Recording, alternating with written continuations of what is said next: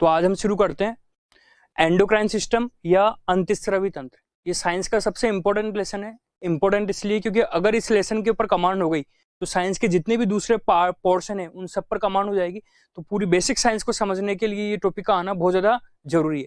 तो देखते हैं अंतःस्रावी तंत्र या एंडोक्राइन सिस्टम क्या होता है। अंतःस्रावी तंत्र या एंडोक्राइन सिस्टम को अगर समझना है तो पहले हमको दो बात समझनी पड़ेगी, और दो बात क्या समझनी पड़ेगी उसको हम देखते हैं। सबसे पहले हमको ये समझना पड़ेगा ग्लैंड, और ग्लैंड को हिंदी में हम क्या बोलते हैं? ग्रंथि। आपने सभी ने इसका नाम सुना होगा। ग्लैंड को हिंदी में बोलते हैं ग्रंथि। ग्रंथि जो होती है या जो ग्लैंड है, इसको अच्छी तरह से हम जब हम सेल वाला पोर्शन पढ़ेंगे, कोशिका वाला पार्ट पढ़ेंगे, जब मैं आपको और बताऊंगा। अभी जितनी जरूरत इस वाले पोर्शन में पड़ी है उतनी मैं आपको बताऊंगा। जब मैं आपको सेल पढ़ाऊंगा, जब मैं आपको ये भी बताऊंगा कि सेल से किस प्रकार से ग्रंथि बनती है। चलो, ये जो ग्रंथि मान लेते हैं हम, ग्रंथि बन गई। अब हमारे अंदर जो ग्रंथि होती है, मनुष्य के शरीर में जो ग्रंथि होती है दो टाइप की होती है। हमारी बॉडी के अंदर जो ग्रंथि होती है वो दो टाइप की होती है, और दो टाइप की कौन कौन सी होती है इसको हम देखते हैं। एक ग्रंथि हमारे शरीर के अंदर होती है अंतःस्रावी ग्रंथि। एक ग्रंथि होती है अंतःस्रावी ग्रंथि, और एक ग्रंथि हमारे शरीर के अंदर होती है बाह्य स्रावी ग्रंथि। तो हमारे अंदर टोटल ग्रंथि अगर हम देखें तो हमारी बॉडी के अंदर दो टाइप की ग्रंथि हो गई, अंतःस्रावी ग्रंथि और बाह्य स्रावी ग्रंथि। इन दोनों वर्ड की इंग्लिश आनी जरूरी है। तो इंग्लिश कैसे सीखें? तो इंग्लिश ऐसे सीख लेते हैं। अगर साइंस में कहीं भी किसी वर्ड के आगे एंडो वर्ड आ जाए तो एंडो वर्ड का मतलब होता है अंदर। कहीं भी आ जाए एंडो तो एंडो का मतलब होता है अंदर। और साइंस में कहीं भी अगर वर्ड आ जाए एक्जो, ये एक्जो वर्ड कहां से निकल गया है? एग्जिट। जैसे आपने सुना होगा बहुत सारे गेट पे एग्जिट लिखा होता है, एग्जिट का मतलब बाहर जाओ। तो कहीं भी एक्जो वर्ड आ जाए तो एक्जो का मतलब क्या होता है? एक्जो का मतलब होता है बाहर या आउटसाइड। चलो अब आगे की बात समझना। तो इनकी इंग्लिश कर लेते हैं। अंतःस्रावी जो ग्रंथि है इसको इंग्लिश में बोलते हैं हम एंडोक्राइन ग्लैंड, एंडोक्राइन ग्लैंड। और बाह्य स्रावी जो ग्रंथि है इसको इंग्लिश में हम बोलते हैं एक्सोक्राइन ग्लैंड। चलो ये तो पता लग गया हमारे अंदर दो टाइप की ग्रंथि होती है, एंडो और एक्सोक्राइन। अब बात आगे की बात और समझना, धीरे धीरे समझते हैं इनके बारे में और कुछ बात। अंतःस्रावी जो ग्रंथि है, अच्छा एक बात और समझना, जब भी कोई किसी भी चीज को अगर ग्रंथि बोलना है आपको तो आप ये मान के चलना, ग्रंथि उसको बोलते हैं जो अपने अंदर से कुछ ना कुछ निकालती है। इसका मतलब ग्रंथि जो होती है अपने अंदर से कुछ ना कुछ जो निकालती है उसको हम बोलते हैं स्रावी पदार्थ। मतलब ग्रंथि हमेशा कुछ ना कुछ अपने अंदर से निकालेगी, और जो निकालती है उसको बोलते हैं स्रावी पदार्थ। और स्रावी पदार्थ को हम बोलते हैं सिक्रेटरी मैटर। इंग्लिश में इसको हम बोलते हैं सिक्रेटरी मैटर। तो जब जब ग्रंथि आ जाए आप ये मान लेना उससे कुछ ना कुछ निकलेगा ही। चलो अब बात समझना। तो अंतःस्रावी ग्रंथि, इसका मतलब अंतःस्रावी ग्रंथि से भी कुछ निकलेगा, एंडोक्राइन से भी कुछ निकलेगा, और बाह्य स्रावी से भी कुछ निकलेगा। और जो निकलता है उसे हम क्या बोलते हैं? स्रावी पदार्थ। तो एक बात तो समझ में ये आ रही है कि स्रावी पदार्थ तो दोनों से निकलेंगे, इधर से भी स्रावी पदार्थ निकलेंगे और इधर से भी स्रावी पदार्थ निकलेंगे। और स्रावी पदार्थ को इंग्लिश में हम क्या बोलते हैं? मैं शॉर्टकट में लिख देता हूं, हालांकि हमने लिख दिया। इंग्लिश में बोलते हैं सेक्रेटरी मैटर, और इधर भी लिख लेते हैं हम सेक्रेटरी मैटर। दोनों से निकलेंगे क्योंकि दोनों ही ग्रंथि है, ये भी ग्रंथि है और ये भी ग्रंथि, तो दोनों से निकलेंगे। लेकिन फिर डिफरेंस क्या हो गया इसमें? तो डिफरेंस समझने की कोशिश करते हैं, और वो डिफरेंस समझना, अंतःस्रावी ग्रंथि से जो निकलने वाले स्रावी पदार्थ जो सिक्रेटरी मैटर होते हैं उनको हम बोलते हैं हार्मोन। आपने नाम सुना होगा हार्मोन का, उनको बोलते हैं हम हार्मोन। हार्मोन खुद अपने आप में एक इंग्लिश वर्ड है, इन्हें हम बोलते हैं हार्मोन।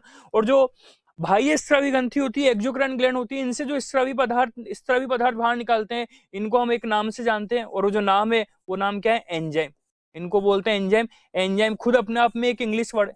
तो सबसे पहली बात तो दो वर्ड आ गए आपके सामने, एक आ गया हार्मोन और एक आ गया एंजाइम।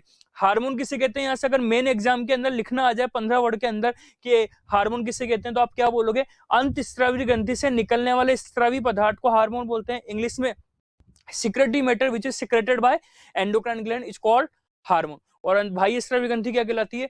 सॉरी, एंजाइम क्या कहलाते हैं? बाह्य स्रावी एक्सोक्राइन ग्लैंड से जो सिक्रेटरी मैटर बाहर निकलते हैं उन्हें बोलते हैं हम एंजाइम। चलो ये तो समझ में आ गया, पर आगे की बात और समझना। ये जो अंतःस्रावी ग्रंथि दिख रही है इनके बारे में दो तीन बात और करते हैं, और वो दो तीन बात क्या है वो देखना। अंतःस्रावी जो ग्रंथियां हैं इनके अंदर नलिकाएं नहीं पाई जाती। अंतःस्रावी ग्रंथि के अंदर नलिकाएं नहीं पाई जाती, इसी कारण इन्हें हम बोलते हैं नलिका विहीन ग्रंथि, क्योंकि इनके अंदर नलिका नहीं पाई जाती। तो इनमें ट्यूब होगी या विदाउट ट्यूब होगी? तो इनमें ट्यूब नहीं होगी, इसका मतलब ये ट्यूबलेस है, क्योंकि इनमें ट्यूब नहीं होती, इसलिए इसे हम बोल देंगे ट्यूबलेस। अब बात समझना, क्योंकि अंतःस्रावी ग्रंथि में नलिकाएं नहीं होती, इसी कारण अंतःस्रावी ग्रंथि जो एंडोक्राइन ग्लैंड होती है, इनका जो स्रावी पदार्थ होता है जिसको हम हार्मोन बोलते हैं, ये अपने हार्मोन को कहां पर निकाल देते हैं, ये अपने हार्मोन को सीधे निकाल देते हैं रक्त में, रक्त का मतलब ब्लड में निकाल देते हैं। थोड़ा बात समझना है यहाँ पर जो मैं आपको बात बता रहा हूँ। अंतःस्रावी ग्रंथि या एंडोक्राइन से जो निकलता है, क्या निकलता है, हार्मोन निकलता है, क्योंकि अंतःस्रावी ग्रंथि में नलिकाएं नहीं होती, और नलिका नहीं होती इसी कारण ये अपने स्रावी पदार्थ मतलब हार्मोन को कहां पर डालती है, रक्त के अंदर। इसका मतलब हार्मोन हमेशा कहां पर मिलते हैं आपको, हार्मोन हमेशा मिलते हैं रक्त के अंदर। लेकिन अगर मैं इधर की बात करूं बाह्य स्रावी ग्रंथि की बात, तो बाह्य स्रावी जो ग्रंथि है, इन बाह्य स्रावी ग्रंथि में नलिकाएं पाई जाती है, क्योंकि इनमें नलिकाएं पाई जाती है इसी कारण इन ग्रंथि को हम बोलते हैं नलिका युक्त ग्रंथि, इनको हम बोलते हैं नलिका युक्त ग्रंथि। और नलिका युक्त का मतलब आप बताना, ये ट्यूबलेस होगी विद ट्यूब होगी, तो इनमें ट्यूब पाई जाएगी। तो एक बात तो ये समझ में आ गया। अब बात समझना, क्योंकि इनमें नलिकाएं पाई जाती है, और अगर नलिकाएं होगी तो ये अपने स्रावी पदार्थ को रक्त के अंदर नहीं डालेगी, कहीं और डालेगी। वो कहां डालेगी वो हम आगे देखेंगे, पर हमको एक बात तो समझ में आ गई, जिनमें नलिकाएं पाई जाती है, जिनमें ट्यूब पाई जाती है, वो अपने स्रावी पदार्थ को कभी भी ब्लड के अंदर नहीं डालेगी। बाह्य स्रावी ग्रंथि से जो चीज निकलती है, और क्या चीज निकलती है, एंजाइम। ये एंजाइम हमेशा नलिकाओं के द्वारा बाहर निकलते हैं, पर कभी भी रक्त के अंदर नहीं जाते। तो यहाँ पर हम लिख लेते हैं रक्त के अंदर नहीं। तो यहां से हम रक्त के अंदर नहीं जाते। तो रक्त के अंदर क्यों नहीं जा रहे, क्योंकि इनमें नलिकाएं होती, और जहां नलिकाएं नहीं होगी उनके स्रावी पदार्थ कहां पर जाएंगे, रक्त में। तो हमको एक बात ये समझ में आ रही है कि एंजाइम जो होते हैं वो रक्त में नहीं पाए जाते, और हार्मोन कहां पर पाए जाते हैं, रक्त के अंदर पाए जाते हैं। तो दोनों में हमको समझ में आ गया। एक दोबारा देख लेते हैं, अंतःस्रावी एंडोक्राइन ग्लैंड से क्या बाहर निकलता है, हार्मोन। एंडोक्राइन ग्लैंड के अंदर नलिकाएं नहीं पाई जाती, क्योंकि इनमें नलिकाएं नहीं पाई जाती, इसी कारण ये अपने स्रावी पदार्थ जिसे हम हार्मोन बोलते हैं वो कहां पर डाल देते हैं, रक्त के अंदर। और इधर देखिए हम बाह्य स्रावी ग्रंथि से जो स्रावी पदार्थ निकलते हैं उन्हें हम क्या बोलते हैं, एंजाइम, क्योंकि इनमें नलिकाएं पाई जाती है, इसी कारण नलिकाएं पाई जाती, इसी कारण ये अपने स्रावी पदार्थ को रक्त के अंदर नहीं डालती। यहाँ पर एक चीज और समझते हैं, और वो एक चीज क्या समझते हैं, थोड़ा सुनना। आपको अच्छे से पता है कि हार्मोन कहां पर चल जाते हैं, ब्लड में चल जाते हैं, और आपको ये भी बहुत अच्छे से पता है कि हमारी पूरी बॉडी में ब्लड होता है, ब्लड फ्लो करता है ऊपर से लेकर नीचे तक फ्लो करता है। यहाँ का ब्लड जो है वो नीचे भी जाता है, नीचे का ब्लड ऊपर भी आता है। तो आगे की बात समझना, क्योंकि ये हार्मोन जो है ये ब्लड में मिल गए, इसी कारण यहाँ से अगर कोई हार्मोन निकल के ब्लड में आ गया तो ये वाला हार्मोन यहाँ ही नहीं रहेगा, ये वाला हार्मोन नीचे भी जाएगा। और नीचे से कोई हार्मोन निकल के ब्लड में आ गया तो वो हार्मोन जो है वो ब्लड की तरह ऊपर भी आ जाएगा।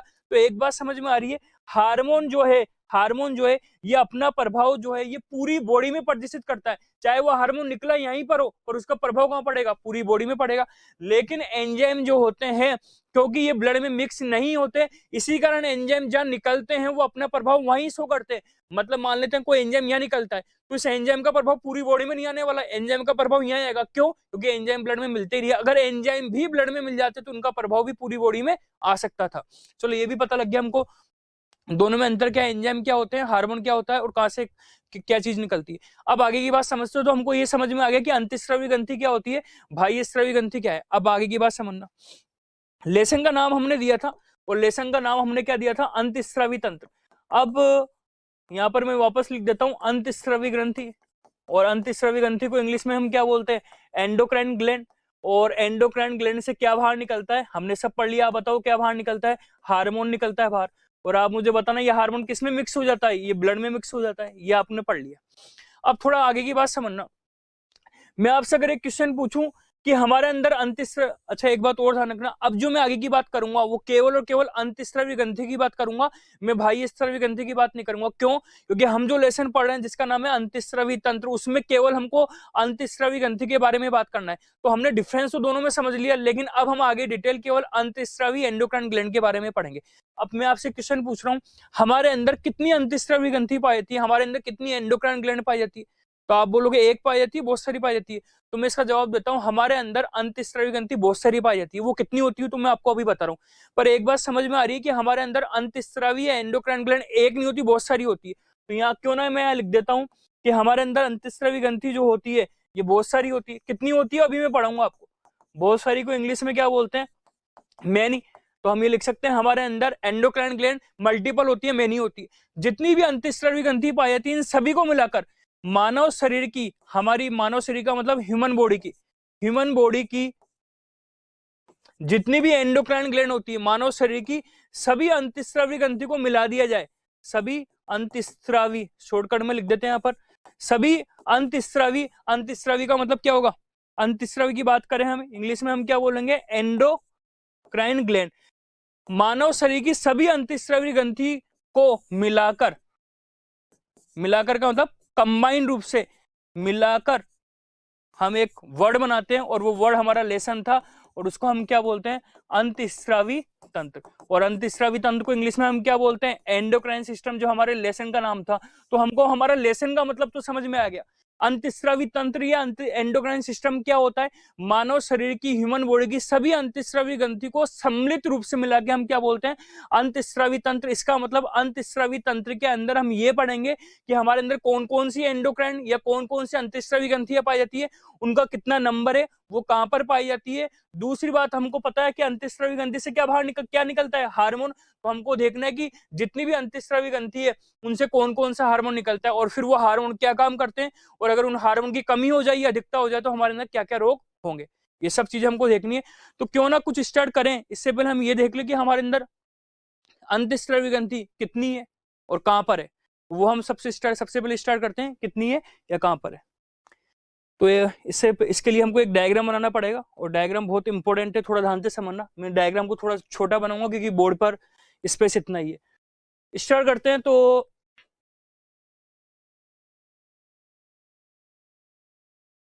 रफली डायग्राम है, ये मान लेते हैं हमारी बॉडी का सबसे ऊपर वाला पार्ट है, और आपको पता है हमारा सबसे ऊपर वाला पार्ट क्या है? रफली डायग्राम है।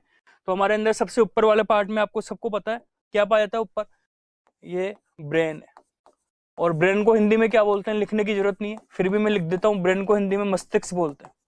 चलो ठीक है, ब्रेन। रफली डायग्राम बना रहे हैं। इसके बाद हम ब्रेन से नीचे आते हैं। तो आपको पता है ब्रेन से जब नीचे आ जाओ थोड़ा, तो आप बताओ ये क्या है? नेक। नेक का मतलब ग्रीवा, लिखने की जरूरत नहीं है, नेक है। और नेक के नीचे चलते हैं हम, तो ये हमने हमारी बॉडी बना दी। ये नेक के नीचे चलते हैं, छोटा सा डायग्राम बना लेते हैं। ये हमारी बॉडी बन गई, और यहाँ मान लेते हैं यहाँ हमारे पाँव है, लेग्स। इसको थोड़ा छोटा कर लेते हैं, ये हमारे लेग्स है। और ये मान लेते हैं ये हमारे ये हाथ है, हैंड। रफली डायग्राम है, तो आप बेसिक कंसेप्ट समझना बस। चलो बात समझना, ये ब्रेन हो गया, नेक हो गया, और ये हमारी पूरी बॉडी हो गई। हमारी बॉडी के जितने भी ऑर्गन होते हैं, जो काम के ऑर्गन होते हैं, जितने भी अंग होते हैं, वो लगभग सब यहाँ ही पड़े रहते हैं। केवल एक ही ऑर्गन होता है जो यहाँ नहीं होता, वो ब्रेन है। ब्रेन ऊपर पाए जाता है, बाकी सभी ऑर्गन यहाँ पर है। अब बात समझना, है जो हमारा शरीर है यहाँ से लेके यहाँ तक, इसको हम दो पार्ट्स में डिवाइड कर सकते हैं।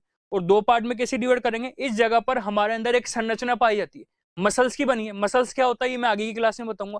यहाँ पर एक संरचना पाई जाती है, इस संरचना को मैं बना देता हूँ। ये संरचना, ये मांसपेशी मसल्स की बनी है इधर। तो ये जो संरचना है, इस संरचना को हम क्या बोलेंगे? इस संरचना को मैं लिख देता हूं, अलग पेन से लिख देते हैं। इस संरचना को हम बोलेंगे डायफ्राम। यहां पर मैं लिख देता हूं डायफ्राम, बिल्कुल बीच में दिख रहा है। डायफ्राम को इंग्लिश में भी लिख देते हैं, ये डायफ्राम आ गया। इस डायफ्राम के द्वारा हमारा शरीर दो भाग में बढ़ गया, एक ऊपर वाला पार्ट, एक नीचे वाला पार्ट। जो ऊपर वाला पार्ट है, जितना भी रिटर्न वर्क है, इसको हम रेड कलर से लिख देते हैं। जो ऊपर वाला पार्ट दिख रहा है, मतलब ये वाला, इसको हम बोल देते हैं वक्स। इसको हम बोल देते हैं वक्स। इंग्लिश में इसको हम बोल देते हैं थोरेक्स। वक्स बोल दो या थोरेक्स बोल दो। नीचे वाला पार्ट दिख रहा है जो आपको यहाँ पर, जिसे आम बोलचाल में लोग अपना पेट भी बोल देते हैं, पर साइंटिफिक लैंग्वेज में इसका नाम ये रहा। इसको हम बोलते हैं उदर, और उदर को इंग्लिश में भी लिख देते हैं। उदर को इंग्लिश में हम बोलते हैं एब्डोमन। उदर हो गया, ये एब्डोमन हो गया। चलो ठीक है, अब बात समझना, यहाँ तक की चीज भी हमको समझ में आ गई। अब धीरे धीरे हम आगे बढ़ते हैं। अगर हम हमारे ब्रेन को देखें, ब्रेन में आपको आगे डिटेल में पढ़ाऊंगा। ब्रेन का एक अलग से चैप्टर होगा जब हम ब्रेन को बहुत डिटेल से समझेंगे। अभी थोड़ी बात समझते हैं।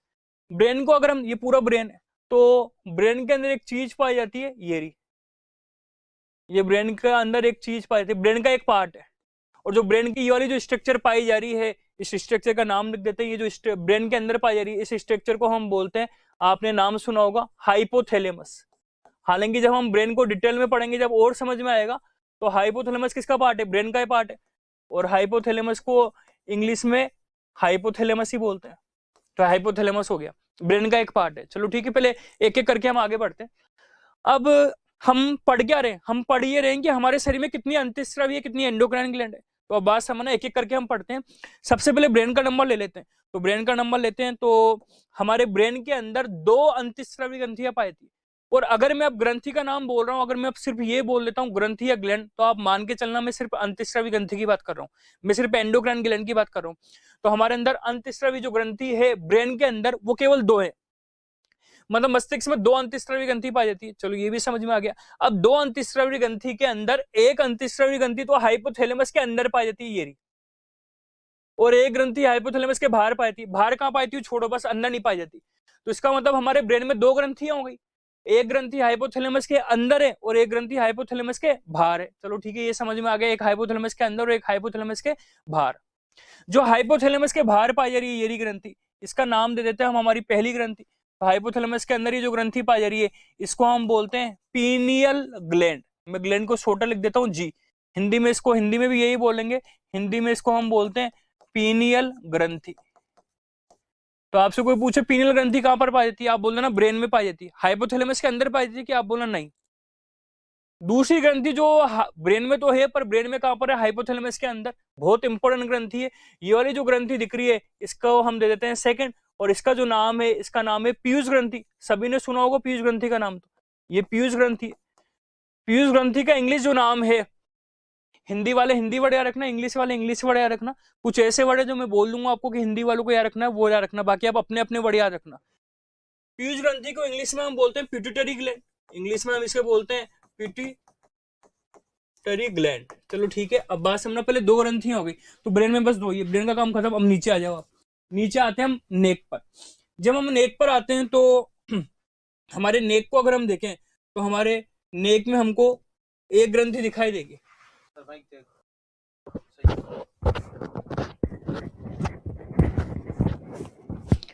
हमारी जो नेक है इसके अंदर हमको ग्रंथि दिखाई देगी। तो जो नेक पे हमारे अंदर ग्रंथि, एक ग्रंथि पाई जाएगी, गर्दन में एक ग्रंथि पाई जाती है, और जो गर्दन में एक ग्रंथि पाई जाती है ये एच शेप की होती है। अंग्रेजी का जो एच होता है उसके आकार की ग्रंथि पाई जाती है। तो मैं छोटा सा एच बना देता हूं,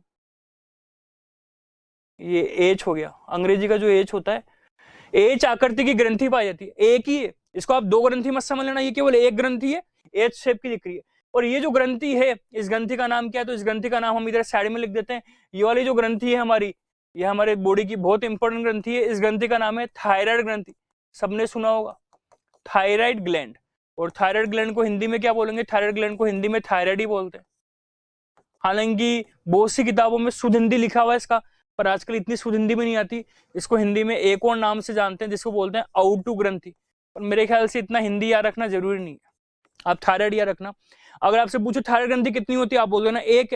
कहाँ होती है, आप बोल देना गर्दन में। चलो ठीक है, बात समझ में आ गई थायराइड ग्रंथि। अब आगे चलते हैं, मैं आगे चलूं इससे पहले मुझे एक वर्ड समझाना पड़ेगा, और वो वर्ड क्या समझाना पड़ेगा इसको थोड़ा ध्यान से समझना। ये मान लो एक चाबी है, की है, इस चाबी को मैंने बीच में रख दिया, और मैं आपसे पूछ रहा हूँ चाबी के अगल में कौन है, तो अगल में ये है, और बगल में कौन है, ये। तो आप मुझे बताना, अगल बगल को हम क्या बोलते हैं, साइड भी बोलते हैं ना, साइड में। तो चाबी के साइड में कौन है, तो आप बोलोगे सर चाबी के साइड के अंदर ये है, और चाबी के साइड के अंदर ये है। तो यहाँ पर साइड वर्ड यूज कर रहा हूँ, साइड का मतलब अगल बगल में। और समझना हो तो मैं आपसे पूछूं मेरी बॉडी के साइड में कौन है, तो मैं बोलूंगा मेरी बॉडी के साइड में कौन है, हाथ। ये मेरी बॉडी का बीच वाला पार्ट हो गया, मेरी बॉडी के साइड में हाथ है। तो यहाँ पर एक वर्ड आ रहा है साइड। तो ये साइड वर्ड में क्यों बार बार बोल रहा हूँ, तो इसके पीछे एक लॉजिक है, तो थोड़ा ध्यान से समझना। इसको हम यहाँ लिख लेते हैं। साइंस के अंदर जो साइड है, साइड का मतलब सबसे ना अगल बगल। तो साइंस के अंदर साइड वर्ड को प्रदर्शित करने के लिए किसी भी वर्ड के आगे पेरा वर्ड लगा दिया जाता है, पेरा। किसी भी वर्ड के आगे पेर, इसको यहां लिख लेते हैं पेरा। अगर साइंस में किसी भी वर्ड के आगे, साइंस में किसी भी वर्ड के आगे अगर पेरा वर्ड आ जाए, तो पेरा का मतलब समझ लेना आप साइड में। चलो ठीक है, ये कंसेप्ट कैसे काम आएगा इसको यहां समझते हैं। तो पेरा का मतलब समझ गए, अगल बगल है साइड में। तो उस कंसेप्ट को यहां पर अप्लाई करते हैं, और वो कैसे अप्लाई करें तो आप देखना। हमारी जो थायराइड ग्रंथि है जो कि एक होती है, तो थायराइड के अगल में 2, अगल में 2 और बगल में 2, अगल में 2 और बगल में 2। इनडायरेक्टली क्या मैं ये कह सकता हूं क्या, हमारी थायराइड ग्रंथि के साइड में 2 इधर और 2 इधर, साइड में तो आप बताना 2 इधर 2 इधर, तो टोटल कितनी हो गई 4, 4। हमारी थायराइड ग्रंथि के साइड में टोटल 4 ग्रंथियां पाई जाती है, 4 दिख भी रही होगी, इसको नंबरिंग हम दे देते हैं 4th नंबर। 4 ग्रंथियां पाई जाती है। कहां पर पाई जा रही है? ये भी गर्दन में पाई जा रही है। गर्दन में कहां पर पाई जा रही है? जो थायराइड ग्रंथि है इनके साइड में। कितनी है टोटल? 4। 4 छोटी छोटी होती है, 4 ग्रंथि पाई जाती है। अब आप मुझे बताना किसके साइड में? आप बोलोगे सर ये तो थायराइड के साइड में। थायराइड के साइड में, साइड को क्या बोलते हैं? पेरा। तो आप बताओ इसका नाम क्या बनेगा? पेरा थायराइड, मतलब साइड, थायराइड के बगल में, और बगल को हम बोलते हैं पेरा। इसी कारण ये जो ग्रंथि है, इन ग्रंथि का नाम हम दे देते हैं पेरा थायराइड ग्रंथि। इनका नाम दे देते हैं हम पेरा थायराइड ग्रंथि। और पेरा थायराइड ग्रंथि को इंग्लिश में हम यही बोलते हैं, पेरा थायराइड ग्लैंड। तो पैराथायराइड ग्लैंड आपसे कोई पूछे कितनी होती है, तो आप क्या बोलोगे? पैराथायराइड ग्लैंड कितनी होती है? टोटल 4 होती है। थायराइड ग्रंथि कितनी होती है? आप बोलना 1 होती है। चलो ठीक है, अभी तो हम नाम देखते हैं। ये हमारा ऊपर का काम हो गया, अब हम नीचे का काम करते हैं। नीचे का काम हम आ जाते हैं वक्स में। अगर ये वक्स वाले पार्ट में देखें हम, तो इस वक्स वाले पार्ट में हमारे अंदर 2 लंग्स पाए जाते हैं। लंग्स का मतलब फेफड़े। लंग्स या फेफड़े में आपको आगे डिटेल में पढ़ाऊंगा, इतना तो सबको पता होगा। लंग्स और जो फेफड़े होते हैं वो किस में काम आते हैं? सांस लेने में। और अभी जो कोरोना वायरस चल रहा है, इस कोरोना वायरस, ये कोरोना वायरस कहाँ आक्रमण करता है? लंग्स पर ही करते हैं। तो कोरोना के कारण जो डेथ हो रही है, मृत्यु हो रही है, इसका कारण ये है कि कोरोना हमारे लंग्स को खराब कर देता है। और लंग्स सांस लेने में काम आते हैं। तो आप 2 लंग्स बना देता हूं मैं। एक लंग्स हमारा ये रहा, रफली डायग्राम है। एक लंग्स हमारा ये रहा और एक लंग्स हमारा ये रहा। ये 2 लंग्स है। आपको सबको पता है, अगर मैं मेरी बॉडी को इधर मानूं तो इधर वाले पार्ट को बोलते हैं लेफ्ट, इधर वाले पार्ट को बोलते हैं राइट। अपने आपको बोर्ड पे मान के चलना आप, इधर वाला पार्ट लेफ्ट और इधर वाला पार्ट राइट। तो आप बताना ये भी लंग्स है, तो ये कौन सा वाला लंग्स हो गया? लेफ्ट। और लंग्स को हिंदी में क्या बोलते हैं? फेफड़े। तो ये लेफ्ट लंग हो गया। और आप बताना ये कौन सा हो गया? ये राइट लंग्स हो गया। अब थोड़ा बात समझना, ये जो लेफ्ट लंग दिख रहा है आपको यहाँ पर, ये आप देख रहे होंगे, ये लेफ्ट लंग का ये वाला जो भाग है अंदर धंसा हुआ है। ये ऐसा क्यों हो रहा है? इधर नहीं हो रहा। ऐसा इसलिए हो रहा है क्योंकि हमारे दोनों लंग्स के बीच में, दोनों लंग्स के बीच में हमारी बॉडी का सबसे काम का ऑर्गन पाया जाता है। और जो सबसे काम का ऑर्गन है उसे हम क्या बोलते हैं? हार्ट। ये दोनों लंग्स के बीच में पाया जाता है। ये जो हमारा हार्ट है, ये दोनों लंग्स के बीच में तो पाया जाता है, पर हार्ट दोनों लंग्स के बीच में थोड़ा लेफ्ट साइड होता है। और लेफ्ट साइड होने के कारण ये जो दिल है, जो हार्ट है, ये दबाव डालता है। ये हार्ट दबाव डालता है, कहां पर डालता है? लेफ्ट लंग पर। इसी कारण लेफ्ट लंग की ये वाली जो दीवार दिख रही है आपको, ये थोड़ा अंदर की तरफ कन्वर्ट हो जाती है। तो ये अंदर की तरफ कन्वर्ट क्यों हुई? हार्ट के प्रेशर के कारण। क्योंकि हमारा दिल लंग्स के बीच में तो होता है, पर थोड़ा सा लेफ्ट साइड होता है, इसी कारण लेफ्ट लंग की ये वाली दीवार अंदर की तरफ कन्वर्ट हो जाती है। चलो ठीक है, आगे और डिटेल में पढ़ेंगे, ये भी समझ में आ गया। अब आगे चलते हैं, वापस हम हमारी ग्रंथि पर आते हैं। ये वक्स वाला पार्ट था, थोरेक्स वाला पार्ट था, दोनों लंग्स पढ़ लिए, हार्ट पढ़ लिया। अब आगे की बात सुनना, वक्स में या थोरेक्स में, दोनों लंग्स के बीच में, वक्स में या थोरेक्स में, दोनों लंग्स के बीच में और हृदय के ऊपर एक ग्रंथि पाई जा रही है। ग्रंथि पर आ गए।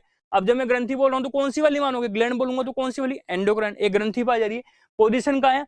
दोनों लंग्स के बीच में, वक्स में, थोरेक्स में और हृदय के ऊपर है। तो ये जो ग्रंथि है, ये हमारी 5th नंबर की ग्रंथि आ गई। और ये 5th नंबर की जो ग्रंथि है, इसका नाम, तो इसका नाम आप दे दो, इसको हम बोलते हैं थाइमस ग्रंथि।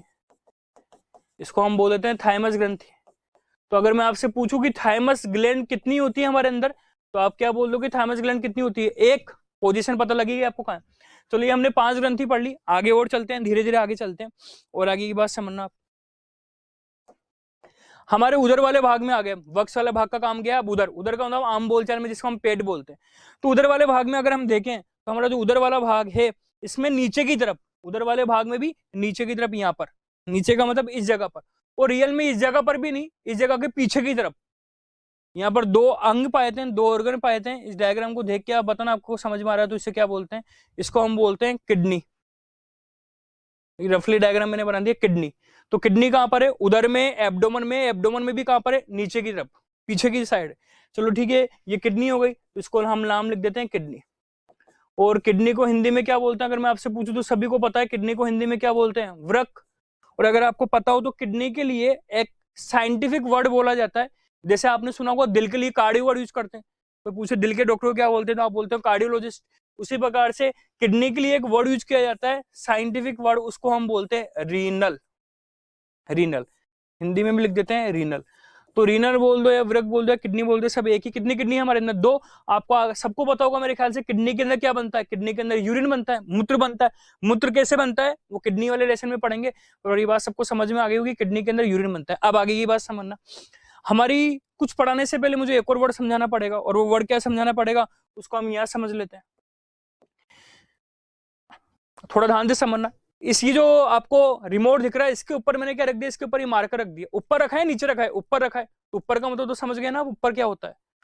तो साइंस में ऊपर को प्रदर्शित करने के लिए, साइंस में ऊपर, जैसे ऊपर इंग्लिश में अपॉन, जिस प्रकार से साइड को शो करने के लिए पैरा वर्ड लगाते हैं, उसी प्रकार से साइंस में ऊपर वर्ड को प्रदर्शित करने के लिए किसी भी वर्ड के आगे एपी लगा देते हैं, इंग्लिश में और हिंदी में लगा देते हैं अधि।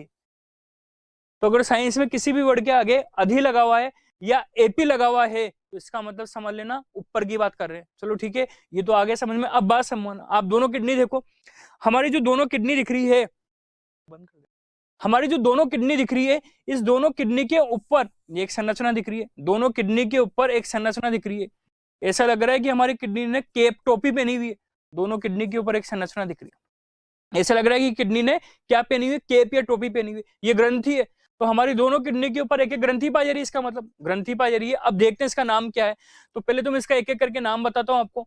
हमारी टोटल ग्रंथि कितनी हो गई, 5, तो इसका मैं नाम बताता हूँ 6। ये जो ग्रंथि दिख रही है, इस ग्रंथि को हम बोलते हैं एड्रिनल ग्रंथि। एड्रिनल, इंग्लिश में भी यही बोलते हैं, एड्रिनल ग्रंथि। अगर कभी आप भूल जाओ कि एड्रिनल ग्रंथि कहां पर पाई जाती है तो याद करने का तरीका बता रहा हूं। देखो इसमें रीनल वर्ड आ रहा है, रीनल, तो आपको पता लग जाएगा रीनल, रीनल का मतलब तो किडनी, तो आपको याद आ जाएगा हाँ एड्रिनल ग्रंथि तो किडनी के ऊपर पाई जाती है। चलो ये एड्रिनल ग्रंथि के और भी नाम है। अब और क्या क्या नाम बन सकते हो तो देख रहे हैं, ऊपर है ना, तो आप बताओ ऊपर को इंग्लिश में क्या, हिंदी ऊपर वर्ड को प्रदर्शित करने के लिए क्या वर्ड लगाते हैं, अधि। अधि का मतलब ऊपर। अभी किसके ऊपर है, वृक के ऊपर है, तो वृक के ऊपर है तो इसका नाम दे दो वृक। तो बताओ इसका नाम क्या बन गया, अधिवृक ग्रंथि। और इंग्लिश में हम बात करें तो इंग्लिश में हम इसे क्या बोलेंगे, इंग्लिश में अधि को क्या, इंग्लिश ऊपर को क्या बोलते हैं, एपी, और किडनी को क्या बोलते हैं, रीनल। तो इसका और नाम क्या हो गया, एपी रीनल ग्लैंड। इसका एक और नाम बना सकते हो आप, मुझे बताना इसको हम और क्या बोल सकते हैं, सुप्रा रीनल। सुप्रा का मतलब समझते हो ना, सुपीरियर। सुपीरियर किसे कहते हैं, जो हमसे ऊपर हो उसको सुपीरियर बोलते हैं। तो इसका एक नाम और बन गया सुप्रा रीनल। रीनल का मतलब किडनी, सुपरा का मतलब ऊपर। तो इसका मतलब एड्रिनल ग्रंथि के इतने सारे नाम है, एड्रिनल ग्रंथि बोल दो, अधिवृक बोल दो, एपी रीनल बोल दो, सुपरा रीनल बोल दो। कितनी होती है, 2। और कहां पर पाई थी, दोनों किडनी के ऊपर। चलो ये भी समझ में आ गया, ये क्या करेगी, बात की बात है। अब आगे की बात समझना। और ग्रंथियां पढ़ते हैं, हमारी टोटल कितनी ग्रंथि हो गई, 6। अब मैं एक और ग्रंथि पढ़ा रहा हूँ, और वो जो एक और ग्रंथि है इसका हम एक हल्का सा डायग्राम देखते हैं। इस जगह पर हमारे अंदर, ये हमारा माउथ है, रफली डायग्राम है, ये माउथ है, और ये पूरी एक नलिका बन रही है। ये नलिका पहले नेक में आ गई, नेक से इधर आई, और यहाँ पर यहाँ आ गई। ये पूरी एक संरचना है जिसके अंदर खाना भरा होता है। ये माउथ से शुरू है, ये मुंह है, और ये पूरी एक ट्यूब है। आम बोलचाल में इसको खाने की नली बोल सकते हो आप। और ये खाने की नली यहाँ आती है, यहाँ आगे थोड़ा सा फूल जाती है, बड़ा पार्ट बना लेती है, और वापस ये यहाँ पर घूमती रहती है। इसको हम मैंने बहुत रफली बना दिया, इसको हम आगे बहुत डिटेल से पढ़ेंगे। अभी आप काम की चीज समझना, ये जो पूरी ट्यूब दिख रही है यहाँ से यहाँ तक, इसको हम बोलते हैं लोकल लैंग्वेज में खाने की नली, लोकल लैंग्वेज में फूड ट्यूब, और साइंटिफिक लैंग्वेज में, साइंस की भाषा में इसको बोलते हैं आहार नाल, इंग्लिश में एलिमेंट्री कैनाल। डिटेल में पढ़ेंगे जब समझ में आ जाएगा। और ये एलिमेंट्री कैनाल जो है, इसका ये सबसे ब्रॉड पार्ट दिख रहा है, ये वाला पार्ट, ये सबसे ब्रॉड पार्ट दिख रहा है। ये जो सबसे ब्रॉड पार्ट दिख रहा है, ब्रॉड का मतलब चौड़ा पार्ट, पूरी आहार नलिका का जो सबसे चौड़ा पार्ट है इसको हम बोलते हैं अमाशय। इस चौड़े पार्ट को बोलते हैं अमाशय, और अमाशय को इंग्लिश में हम क्या बोलते हैं, स्टमक। अमाशय को इंग्लिश में बोलते हैं स्टमक।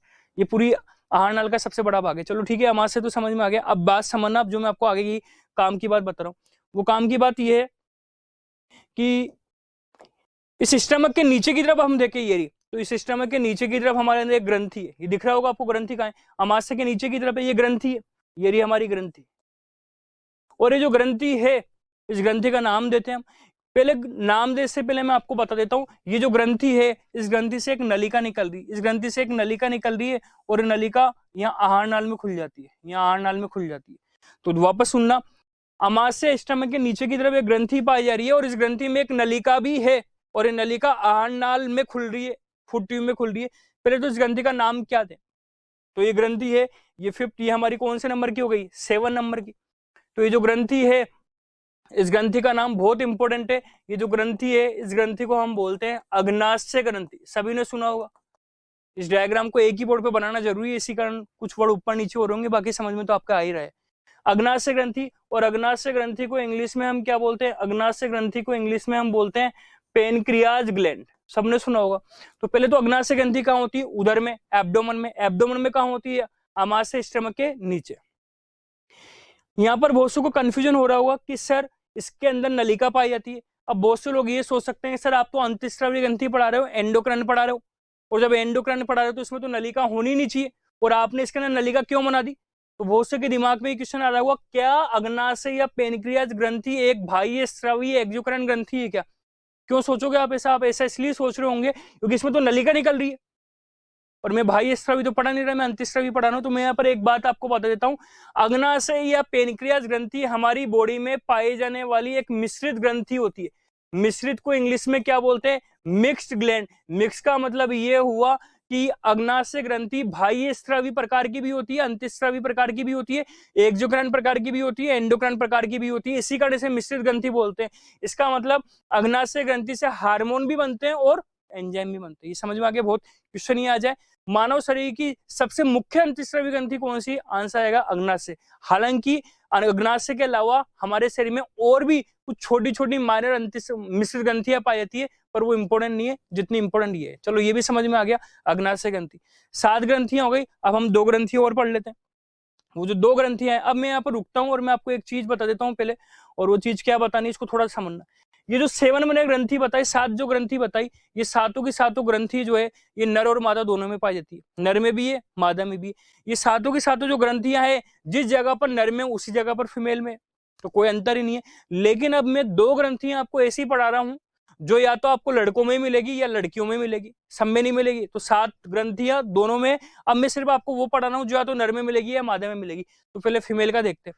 फीमेल में जो उदर होता है, इस उदर का एब्डोमेन का जो नीचे वाला भाग होता है, यहाँ पर 2 ग्रंथि पाई जा रही है। फीमेल में पाई जा रही है, मादा में पाई जा रही है। यहाँ पर तो कोई कहां पर पाई जा रही है? उदर जो है एब्डोमेन है उसमें भी नीचे की तरफ ये 2 ग्रंथियां पाई जा रही है। और जो 2 ग्रंथियां हैं इनका हम नाम दे देते हैं। तो ये 8 हो गई, और ये जो 2 ग्रंथियां हैं इनको हम बोलते हैं अंडाशय। इनको हम बोलते हैं अंडाशय, और अंडाशय को इंग्लिश में क्या बोलते हैं? ओवेरी। अब ये ग्रंथि तो आप बताना इससे क्या बाहर निकलेगा? हार्मोन। और ये अंडाशय केवल किस में पाए जाते हैं? यहाँ पर लिख लेते हैं, ये केवल किस में पाया जाता है? फीमेल में। ये केवल मादा में पाया जाता है। मादा को इंग्लिश में फीमेल बोलते हैं। चलो 2 हो गए। तो क्वेश्चन आ जाए अंडाशय ओवरी कितने पाए जाते हैं? आप बोल देना 2 होते हैं। किस में पाया जाएगा? केवल फीमेल में होगा। चलो ठीक है। ठीक इसी प्रकार से जिस प्रकार से मेल के, जिस प्रकार से फीमेल के अंदर अंडा से पाए जाते हैं, मेल के अंदर भी 2 ग्रंथियां पाई जाती है। और मेल के अंदर जो 2 ग्रंथियां होती है ये इसके शरीर से बाहर निकली रहती है। मेल के अंदर 2 ग्रंथियां इसके शरीर से बाहर निकली रहती है, ये रही। तो ये 2 ग्रंथियां जो है ये नर के अंदर है, और जो 2 ग्रंथियां नर के अंदर है इनको हम क्या बोलेंगे? तो जो 2 ग्रंथियां दिख रही है इनको हम बोलते हैं वृषण। तो आप बताना वृषण केवल किस में मिलेंगे? ये वृषण केवल किस, इसको नाम पहले तो नंबरिंग दे देते हैं हम 9। ये वृषण है, और वृषण को इंग्लिश में हम क्या बोल देते हैं? वृषण को इंग्लिश में हम बोल देते हैं टेस्टिस। और टेस्टिस केवल किस में मिलेंगे? ये केवल नर में मिलेंगे। नर का मतलब मेल में मिलेंगे। तो वृषण कितने होते हैं? टेस्टिस कितने होते हैं? 2। किस में मिलेंगे? नर में। हार्मोन निकालेंगे क्या? आप बोलोगे निकालेंगे। मैं पूछूंगा क्यों निकालेंगे? आप बोल देना ग्रंथि इसलिए निकालेंगे। चलो ठीक है। अब बात समझना जो मैं आपको बोल रहा हूं, क्योंकि अंडाशय और टेस्टिस, अंडाशय और वृषण नर, यहां पर मैं कुछ बात लिख देता हूं क्योंकि इसको यहां लिख लेते हैं, क्योंकि अंडाशय, ओवेरी और टेस्टिस, ये अंडाशय आ गया, टेस्टिस आ गया, वृषण आ गया, ये केवल नर और मादा में ही पाई जाती है। और इन 2 ग्रंथियों के द्वारा हम लिंग का पता कर सकते हैं। लिंग का मतलब सेक्स का पता लग सकते हैं। तो जिनके अंदर अंडाशय होगा इसका मतलब वो लड़की है, और जिनके अंदर टेस्टिस है हम बोल सकते हैं लड़के, क्योंकि इन दोनों ग्रंथि के द्वारा हमको लिंग का, सेक्स का पता लग सकता है। इसी कारण ओवेरी और टेस्टिस मतलब अंडाशय और वृषण को हम एक नाम से और जानते हैं, किस नाम से? Sex gland.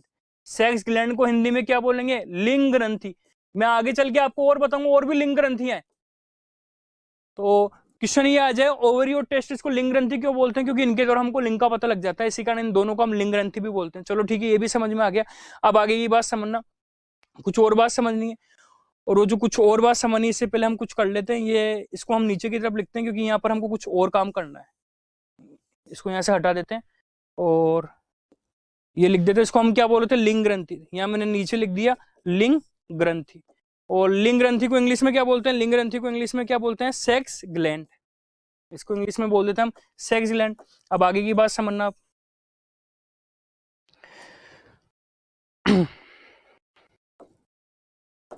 ये हमने यहाँ तक की चीज पढ़ ली, अपने एक नई चीज पढ़ रहे हैं। और जो नई चीज है ये हमारी आहार नाल चली आ रही थी, यहाँ पर आपको पूरा डायग्राम पता है, आप शुरू से देख रहे हो। इस जगह पर यहाँ पर उधर का जस्ट ऊपर वाला भाग है और इधर की तरफ यहाँ पर एक अंग पाया था हमारे अंदर, ये मैंने बना दिया। ये एक ऑर्गन पाया था, ये देखो आप यहाँ पर मैंने बना दिया। कहां पर पाया जा रहा है? उधर में पाया जा रहा है। और उधर में तो पाया जा रहा है एब्डोमेन, ऊपर की तरफ, नीचे की तरफ, ऊपर की तरफ, यहाँ पर इस जगह पर पाया था। ये वाला जो अंग है हमारे अंदर, इस वाले अंग को बोलते हैं हम लीवर। सबने नाम सुना है इसका। और लीवर को हिंदी में क्या बोलते हैं? यकृत।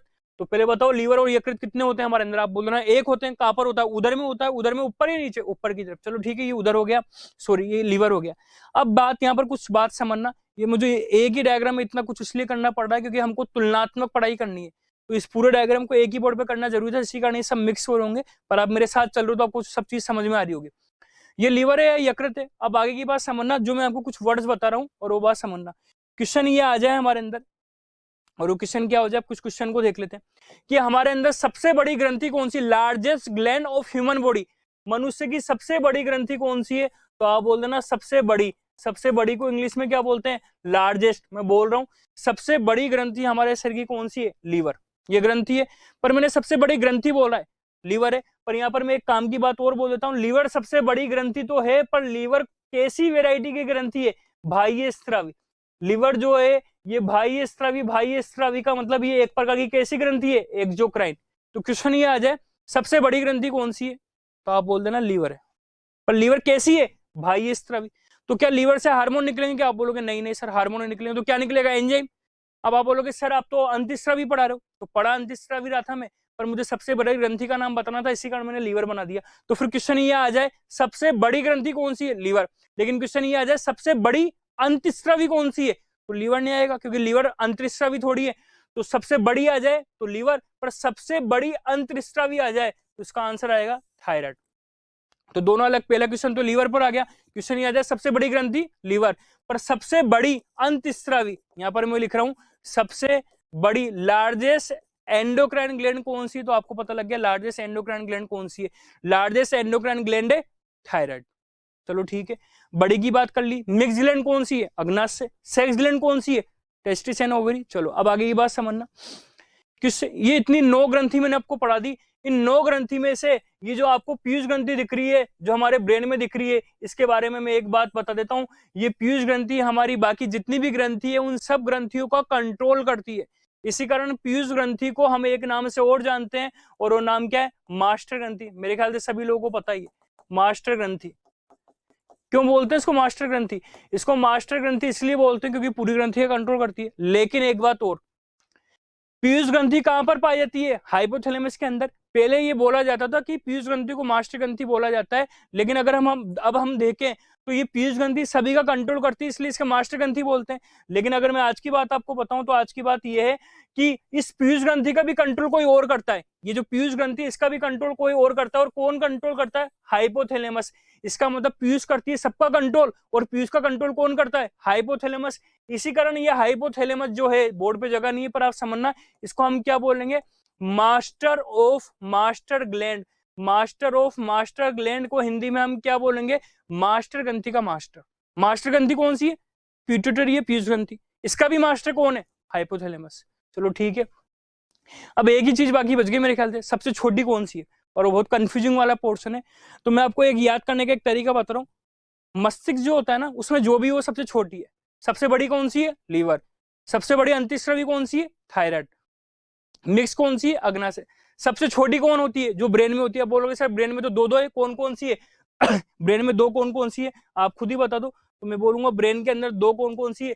एक तो ये पीनियल है ब्रेन के अंदर, और एक ये दिख रही है पीयूष। तो थोड़ा ध्यान से सुनना, बहुत कंफ्यूजिंग है। क्वेश्चन ये आ जाए सबसे छोटी ग्रंथि कौन सी है, तो इसका आंसर आएगा पीनियल। सबसे छोटी ग्रंथि कौन सी है? पीनियल। अब मैं यहाँ पर रुक जाता हूँ और एक बोलता हूँ, बहुत सी बुक्स के अंदर ये बहुत सारे एग्जाम ऐसे हुए हैं जहां पर क्वेश्चन ये पूछा था सबसे छोटी ग्रंथि कौन सी है, और आंसर दे रखा था पीयूष या पिट्यूटरी। तो मैं आपको क्लियर बता दूं, इसमें कोई डाउट नहीं है, सबसे छोटी ग्रंथि पीनियल ही है। सेकंड नंबर की सबसे छोटी ग्रंथि पीयूष ग्रंथि है। बहुत सारे एग्जामों में जब क्वेश्चन ये पूछा जाता है कि सबसे छोटी ग्रंथि है, तो ऑप्शन में पीनियल दे नहीं रखा होता, और दे रखा होता है पीयूष ग्रंथि, और 3 नाम और दे रखे होते हैं। इस आधार पर वो आंसर पीयूष को कर देते हैं, और बहुत सारी किताब वाले उस आंसर की रिटर्न बना देते हैं। तो ध्यान से समझना, सबसे छोटी बोले तो पीनियल बोलना, पीनियल बोलना। अगर ऑप्शन में पीनियल नहीं है तो पीयूष पर जाना। और बहुत सी किताबों में अगर डायरेक्टली लिखा है पीयूष ग्रंथि सबसे छोटी तो गलत लिखा है, सबसे छोटी पीनियल ग्रंथि है। चलो ठीक है, और सेकंड नंबर पर पीयूष ग्रंथि। तो आप ऑप्शन के अनुसार अपना काम करना। तो मेरे ख्याल से ये सब चीज समझ में आ गई, छोटी कौन सी है, बड़ी कौन सी है, लार्जेस्ट कौन सी है, स्मॉलेस्ट कौन सी है, एंडोक्राइन कौन सी है, मिक्स कौन सी है, सेक्स कौन सी है। अभी हमने एक एक ग्रंथि पढ़ ली, कौन कहां पर पाई जाती है, कितने नंबर में होती है। अब हम एक एक ग्रंथि को डिटेल में पढ़ेंगे। Thank you.